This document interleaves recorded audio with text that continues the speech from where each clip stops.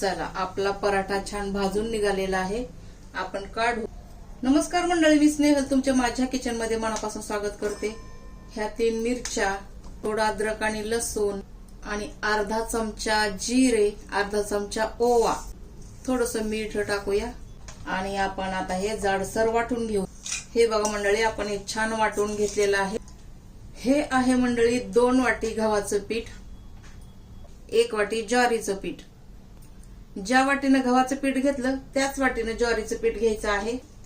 ही आहे मेथी, 1 वाटी मेथी। सर्वात आधी मेथी छान धुवून घ्यायची, पाणी सुकवायचं आणि नंतरच कापून घ्यायची। यामध्ये आपण 1 वाटी मेथी, 1 मुठ्ठी भर असेल कोथिंबीर, अर्धा चम्मच हळदी, अर्धा चम्मच लाल मिरची पावडर आणि हे जे आपण वाटलेलं ओवा, जिरे, हिरवी मिरची आणि अद्रक लसूण हे टाकणं फार गरजेचं आहे, कारण सर्व टेस्ट यामध्येच आहे। आपण टाकायचं आहे चवीप्रमाणे मीठ।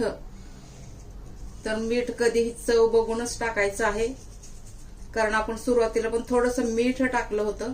तर हे आपण छान मिक्स करून घ्यायचं आहे।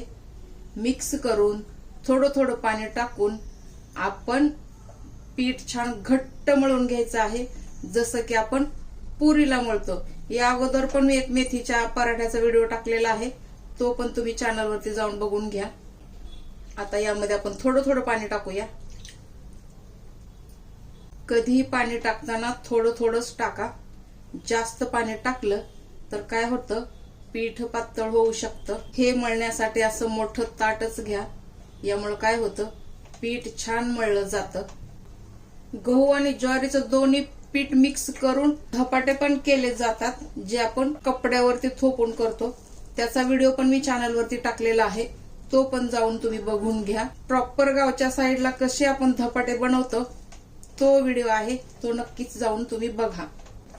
हे बघा मंडळी, आपण हे पीठ छान दोन्ही हाताने मळून घ्यायचं आहे, हे असं।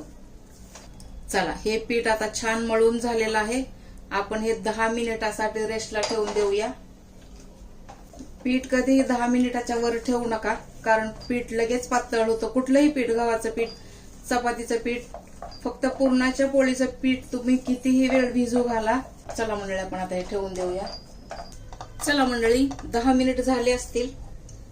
हे आपलं पीठ छान भिजलं गेलं आहे। आपण आणखीन एकदा थोडस याला मळून घेऊया। आता याचा आकार तुम्ही तुमच्या आवडीप्रमाणे करा। मी गव्हाचं आणि ज्वारीचं दोन्ही पीठ मिक्स केले होते। गोल राऊंड राऊंड करायचं, पिठामध्ये मिक्स करायचं, छान गोल आकार द्यायचा।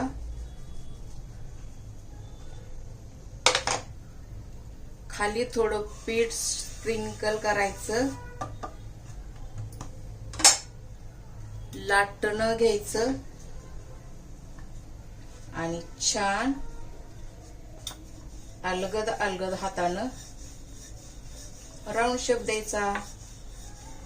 चला, लाटून झालेला आहे। समजा आपल्याला प्रॉपर चौकोनी पराठा करायचा आहे, तर काय करायचं, आपण एक ट्रिक आजमायची।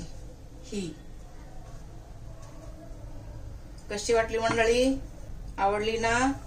जर समजा तुम्हाला प्रॉपर चौकोनी पराठे बघायचे असतील, ते आपण नेक्स्ट व्हिडिओ मध्ये बघूया। पण आता आपण हे असे करू शकता, आहे ना मस्त। आता आपण हे गरम तव्यावरती छान भाजून घ्यायचं आहे। तवा गरम झालेला आहे मंडळी, आपण हा पराठा वरती शेकून घेऊया। मीडियम टू हाय गॅस करायचा आहे मंडळी। थोडेसे वरती बबल आले की आपण हा पराठा पलटी करून घ्यायचा आहे आणि दोन्ही बाजूने छान लालसर असा भाजून घ्यायचा आहे। हे पराठे आपण कधीही तुपामध्ये करा, टेस्ट आणखीन छान लागते। आलटून पालटून दोन्ही बाजून भाजायचं आहे मंडळी आणि दोन्ही बाजून असं आपण तूप लावायचं आहे। गॅस मीडियम टू हायच राहू द्या, जास्त पण हाय नको, जास्त पण मीडियम नको। रंग किती छान आलेला आहे। मीठ कधीही टेस्ट करून टाका। चला, आपला पराठा छान भाजून निघालेला आहे, आपण काढू। प्रोसेस तीच आहे, साईज तुमच्या आवडीप्रमाणे घ्या, तुम्ही किती मोठा करणार आहात ते।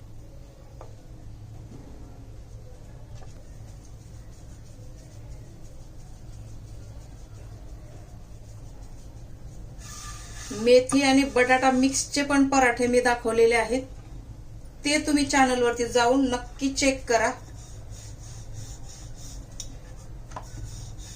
ते पण पराठे खाण्यासाठी अतिशय छान लागतात. तुम्ही बघून नक्कीच ट्राय करा.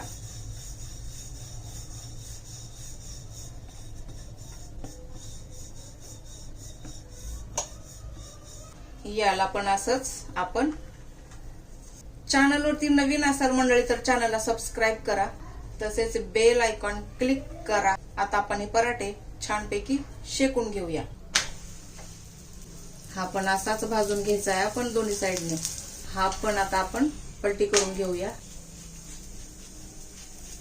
हा ब्रश बरा पडतो आपल्याला तेल किंवा तूप लावायला, जास्त पण लागत नाही आणि कमी पण लागत नाही. हे 2 पराठे झालेले आहेत. आपण आता सर्व करून भेटणार आहोत. बघा छान मस्त मस्त. चला मंडळी, आपण हे सर्व पराठे बनवून झालेले आहेत आपले. तर ही ट्रिक तुम्हाला कशी वाटली सांगायला अजिबात विसरू नका. व्हिडिओ आवडला असेल तर नक्कीच लाईक करा. हे पराठे तुम्ही एकतर शेजवान सॉस बरोबर खावा किंवा मग आपण लोणच्या बरोबर पण खाऊ शकता. चला मंडळी, व्हिडिओ आवडला असेल तर लाईक करा, शेअर करा, सबस्क्राईब करा. भेटू आपण पुढच्या रेसिपीसह किंवा नेक्स्ट रेसिपीसह. तोपर्यंत स्वस्त रहा, मस्त राहा आणि सर्वात महत्वाचं हेल्दी राहा मंडळी.